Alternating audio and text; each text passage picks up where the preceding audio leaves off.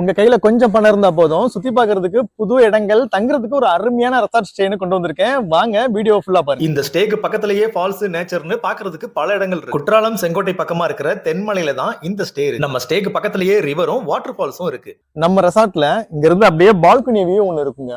அப்படியே பார்த்தோம்னா ஆப்போசிட்ல இந்த அழகான ரிவரோட வியூவை பார்க்கலாம்.